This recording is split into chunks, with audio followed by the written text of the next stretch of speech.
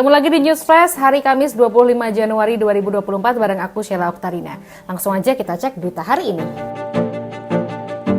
Belakangan ini ramai di media sosial tentang pernyataan Pak Presiden Jokowi kalau katanya Presiden itu boleh kampanye dan boleh memihak. Pakar Hukum Tata Negara Ferry Amsari angkat suara soal pernyataan itu, katanya bisa merusak etika bernegara nih. Ferry mengatakan kalau Presiden memihak kepada salah satu kandidat, maka bisa saja hal itu merusak sistem kepartaian. Sebab katanya idealnya seorang presiden itu mendukung calon yang diajukan partainya. Tapi fakta saat ini berbeda. Jokowi diyakini justru mendukung calon presiden yang diusung oleh partai lain. Emang iya? Siapa kira-kira? Selain itu, Perkumpulan untuk Pemilu dan Demokrasi atau Perludem mengkritisi pernyataan Presiden Jokowi.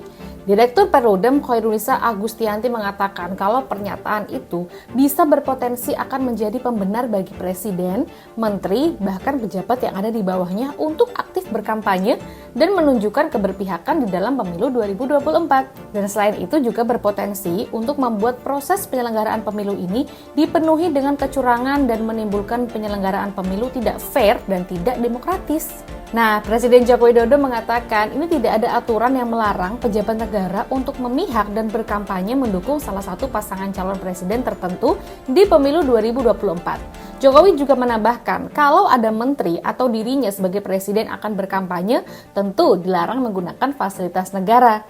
Menteri dan presiden ini bukan sekedar pejabat publik ya, tapi juga pejabat politik. Maka dari itu, memihak dan mendukung kandidat tentu diperbolehkan.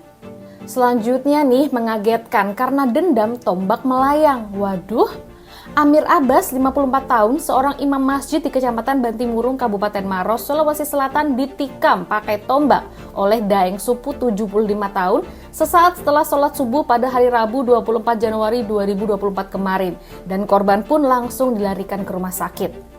Kapolsek Bantimurung AKP Makmur membenarkan memang ada kejadian itu. Dan dia juga menjelaskan kalau kejadian itu ternyata dipicu karena dendam pelaku terhadap korban setelah dirinya digantikan menjadi imam masjid 10 tahun yang lalu. Dendamnya udah 10 tahun ya, Wak. Dan dia juga menjelaskan kejadian itu bermula ketika Amir sedang menjadi imam sholat subuh. Pelaku sengaja menunggu masjid sepi nih dan langsung menusuk korban menggunakan tombak sepanjang 1,5 meter dari belakang. Akibat kejadian itu, sahabat liputan.com, korban menderita luka yang cukup parah sehingga harus dilarikan ke rumah sakit Paloloy Maros. Makmur juga mengatakan untuk kedalaman luka tusuk yang diderita imam masjid tersebut sedalam 13 cm.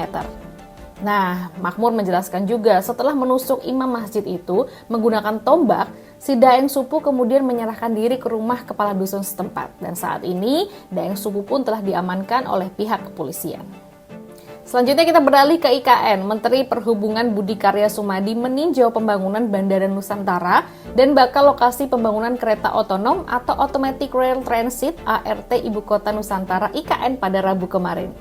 Dalam tinjauan ini, Menhub Budi Karya minta pembangunan bandara itu dipercepat dan bahkan ditargetkan untuk bulan Juli sudah selesai uji coba. Menhub mengungkapkan, mulai Januari hingga Juli mendatang akan dilakukan pekerjaan konstruksi dan persiapan operasi. Proses pembangunan bandara juga kini dipercepat ya dengan penambahan alat, penambahan waktu kerja, dan juga penyelesaian terkait lahan. Bandara IKN merupakan bandara yang digunakan untuk mendukung pelayanan kegiatan pemerintahan di IKN dan mendukung konektivitas di IKN. Bandara ini berjarak 23 km dari titik nol IKN dan 120 km dari Balikpapan, mempunyai luas terminal 7.350 meter persegi dan luas area bandara 347 hektar. Untuk runway bandara ini sendiri sepanjang 3.000 meter, lebar 45 meter, yang bisa didarati pesawat berbadan besar seperti tipe Boeing 777-3000ER dan juga Airbus A380. Oke, itu tadi berita hari ini aku update di News Flash edisi 25 Januari 2024. Sheila Oktarina pamit, bye-bye!